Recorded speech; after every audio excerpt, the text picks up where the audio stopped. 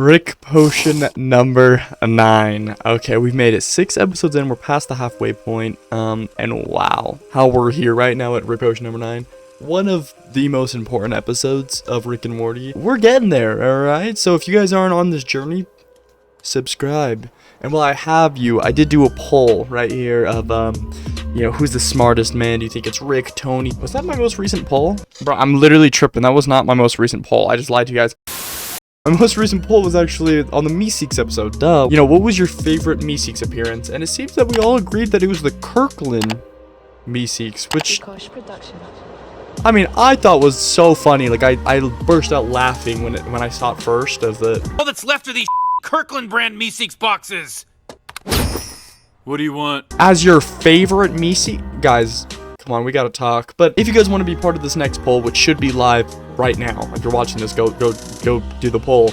Outside of that, though, let's just get into this episode. Rick Potion number 9, written by Justin Roiland. I'm excited about this one. I'm excited to break this one down. So let's just get into it.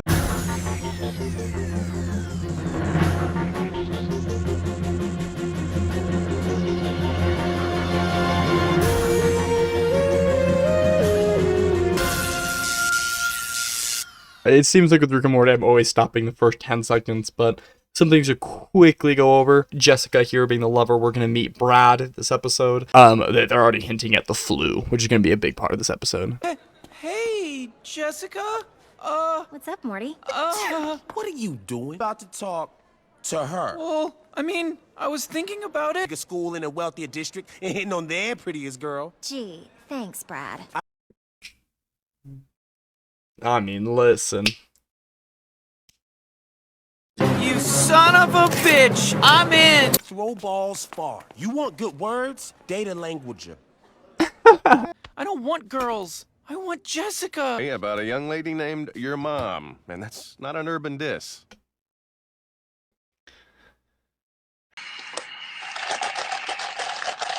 I remember the first time I saw her. I thought... I should get her pregnant and then she'll have to marry me. I beg your pardon. Story about banging my daughter in high school. My marriage is fine, thank you. Jerry, it's your house. What?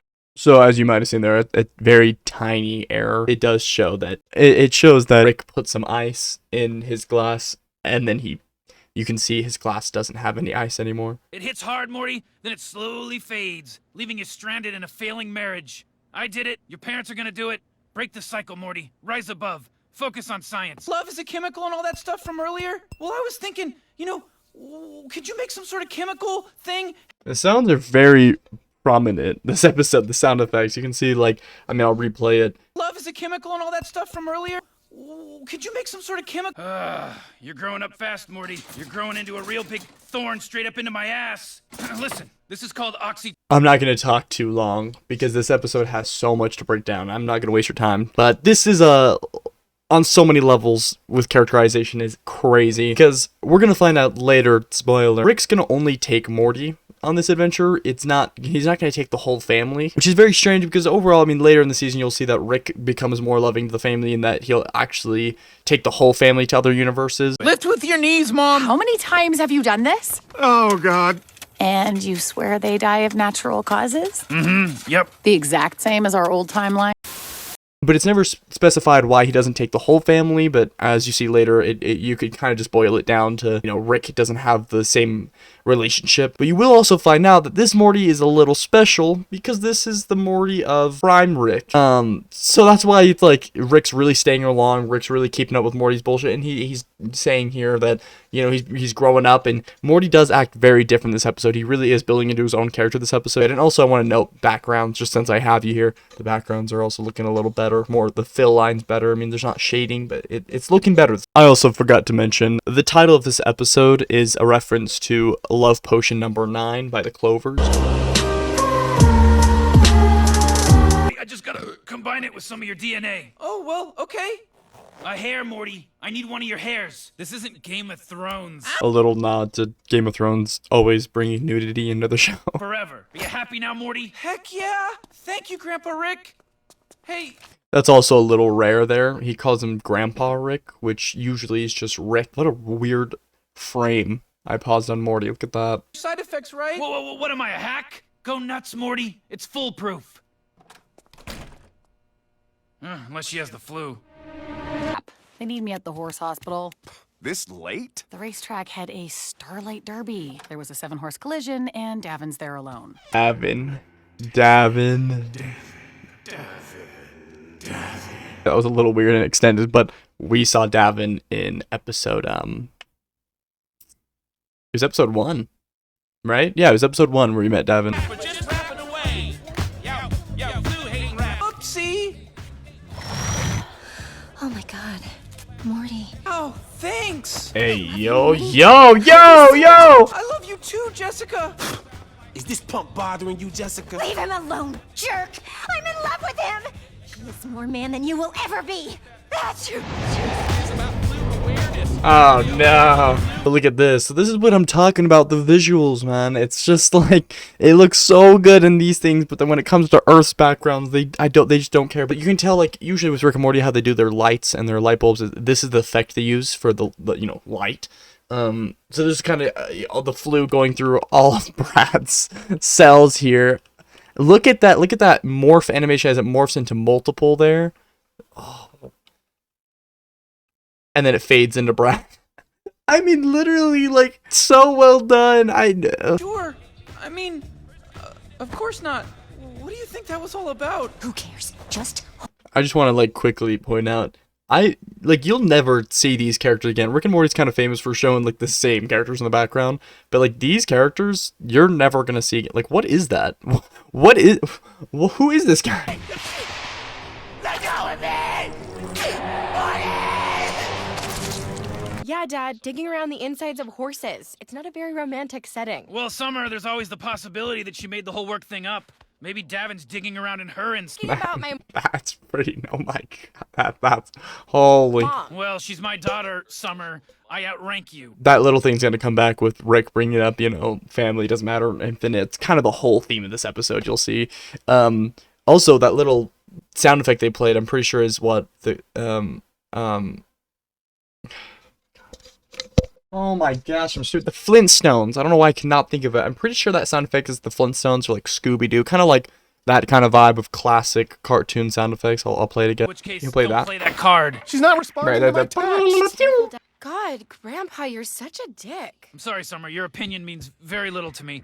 That's also a very famous line. I'm sure you've heard it. Sorry, Summer, your opinion means very little to me. Which also kind of leads to the thing I said earlier in the beginning of the episode, that he just doesn't care as much about this family except for Morty, which he will grow to love Summer, and they will grow a good characterization there. But God, Grandpa, you're such a dick. I'm sorry, Summer. Your opinion means very little to me. For a second there, I thought Night Summer was gonna win. That chick is the absolute worst. Sorry, Rick, but your opinion means very little to me. Get a hold of yourself! what the heck? I'd like to wrap my arms around him. Morty, come on, we gotta get you out of here. You're not gonna believe this because it usually never happens, but I made a mistake.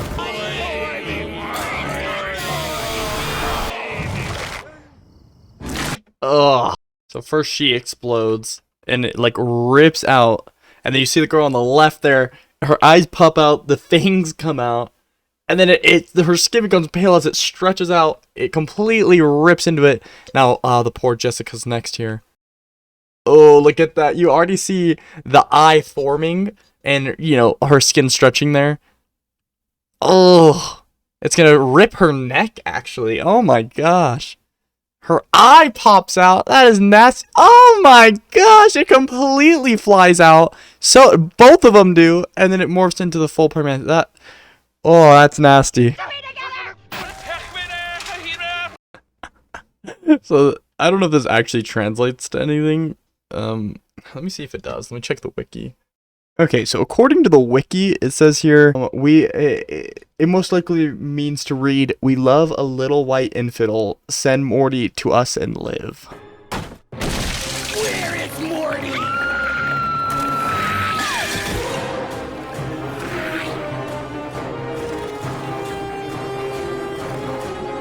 Oh, was that the music? A little bit of the theme? Na na na na na na.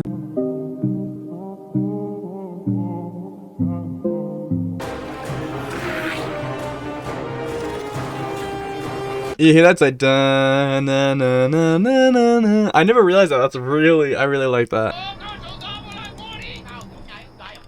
Oh my god, Rick, the whole world is... So this is so nice. Ah, I love it. The visuals are looking so much better due to actual shading. This is gonna be one of the first episodes with shading because I mean it's just due to it being at night. But Yeah, I don't know what I was thinking. Mantises are the opposite of holes? I mean, obviously DNA's a little more complicated than that. You know what though, Morty? This right here is gonna do the trick, baby. It's koala mixed with rattlesnake, chimpanzee, cactus, I love this show. shark, golden retriever, and just a smidge of dinosaur. After a long night. Oh, I better get going. Okay, to be fair, that is the Rizzler right there. Are you kidding me? He had a button to turn on a candle. Oh. Take me to Morty. You're not Morty. No, I'm Mr. Crowbar. And this is my friend, who is also a crowbar. That's stupid. Well, technically, Morty, there's no rush. I mean, you know, once it's fixed, it's done. It's fixed. You know, we could just... If you guys have been watching the reviews, okay, you know that I'm about to talk about visuals, and I swear I'm done. But I mean, I'm just gonna replay that shot, and you guys speak it for yourself. What? Done. It's fixed. You know, Oof. we could just enjoy it for a little bit. I mean, no, ever. No! Look, you idiot! Okay, so we kind of gone through all of the morphing animations. This is maybe the last one. On all fours here, you can see how his shirt starts to rip there, and he starts to throw up, and his hands become very, like, Adventure Time. Oh, and his back leg completely snaps. Oh. And then they come off and they become snakes? What? They become snakes. He grows 2 new upper hands right there, you see, and then, like, the hands where it used to be just becomes the bone. And then the bone goes inside, morphs into skin, he grows teeth, he grows little bird hands. Ah, disgusting. So, what we're going to learn, this is called a Cronenberg. First, the Canadian filmmaker David Cronenberg, who's famous for his horror films, the more notable, the Fly. I'll put some pictures up, you might have actually seen some of these. He makes kind of like creatures like this, so they base off of that, and they're going to make this whole dimension, this whole Earth Cronenberg dimension, which is called Dimension C-131, that they're going to leave behind. Your life. You get to be the mayor of I Told You Town. You're welcome.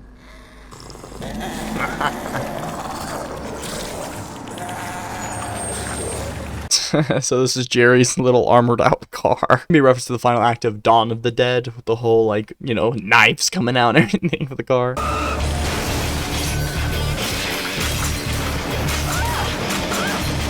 That was beautiful. I wish that shotgun was my penis. If it were, you could call me Ernest Hemingway. I don't get it, and I don't need to.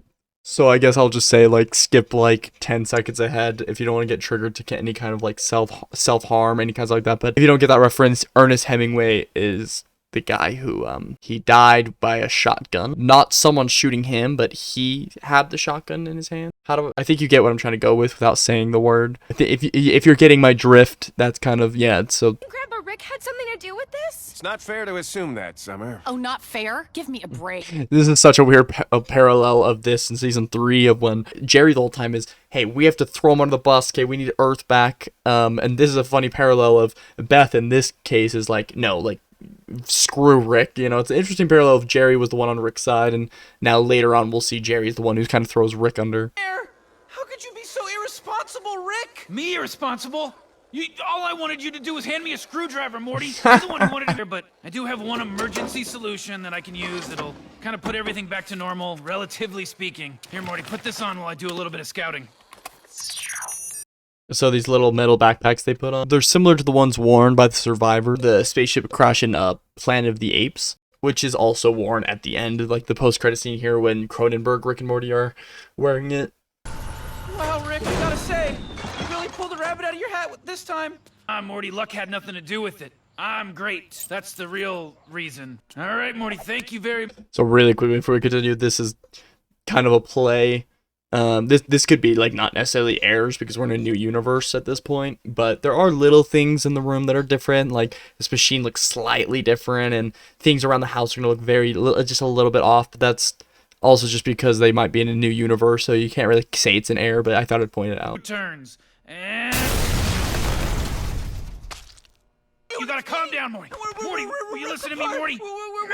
Shut up and listen to me. There's an infinite number of realities, Morty. And in a few dozen of those, I got lucky and turned everything back to normal. I just had to find one of those realities in which we also happen to both die around this time. Quickly, again, I won't waste too much of your time, but to quickly note that. So first thing he says here is there's an infinite amount of universes, which this is what Rick will say about everything. And then we also find out that in this case, Rick says here that there's a couple dozen that he got lucky and saved the world from the Cronenberg, which theoretically, if we're talking about infinite, that would mean that the exact same amount of Ricks also caused Cronenberg worlds. So there's an infinite amount span.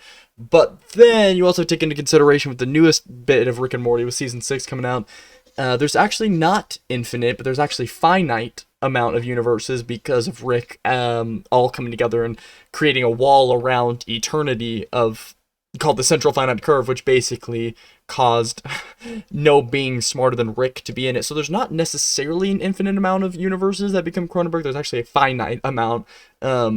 We just don't know exactly. So it's kind of a toss-up. It's just something I thought I'd point out because technically speaking, it's not necessarily infinite, but then also at the same time, there is an infinite amount of universe. So it's kind of how you perceive it, but yeah. Do you know what the central finite curve is? They built a wall around infinity. They separated all the infinite universes from all the infinite universes where he's the smartest man in the universe. Every version of us has spent every version of all of our lives in one infinite crib built around an infinite fucking baby. And I'm leaving it. The song that's playing here is Look On Down the Bridge, I think it was called. Look On Down From the Bridge by Mazzy Star. So they're playing the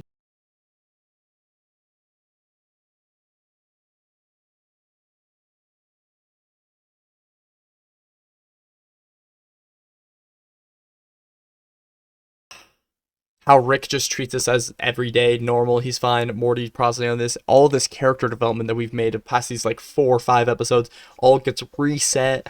I mean, this is just prime Rick and Morty. I mean, this is exactly what to expect from the show. Just he's got lifeless eyes, black eyes like a doll's eyes. When he comes at you, he doesn't seem to be living until he bites you. So, quick note here. You can see Jerry is putting on some muscle, because then when next time we'll see him, he's full juiced up muscle. This is obviously also a reference to Jaws. Cronenberg Morty.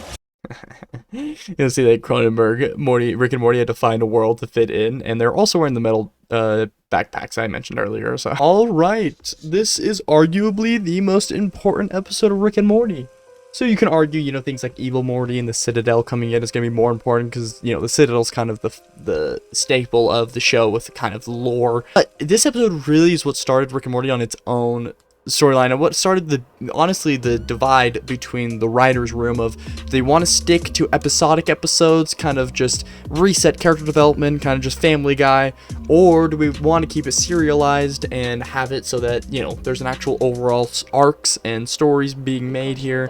And this is what really solidified that people want to see serialized. I guess I'll just hop in there because what an amazing episode. Plot, I mean, this is an easy 5. Rick and Morty is a very reference-based show. You know, always making pop culture references. But for this one, it was very small on the pop culture reference. It was its own story.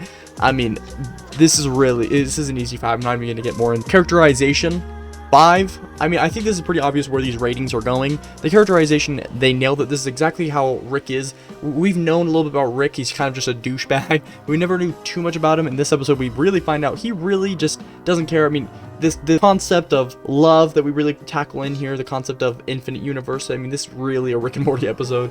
Visuals, I wanted to give this lower because that's kind of what season 1 struggles with. But I mean, this episode, talking about that ship scene where he's going around, that was animated beautifully in the visuals and the background, all that looked good. The morphing animations were really good of them morphing into the Cronenbergs and the praying mantises.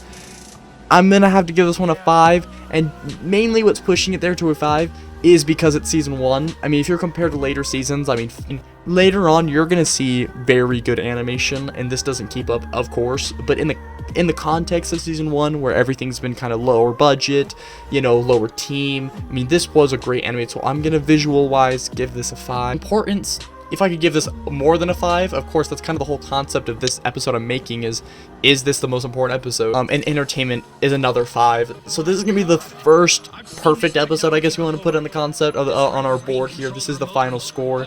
I mean, 5s all around. This was the concept, like the solidified moment of Rick and Morty. If you want to know what Rick and Morty is, this is an episode to check out. This was great. Outside of that, though, we're almost done with season 1. We're getting there. We're gonna get into some Citadel episodes here soon. We're gonna get into interdimensional cable. I spaced on what that was called. Outside of that, though, if you guys did enjoy this episode, please leave a like and subscribe, and I'll see you in the next one.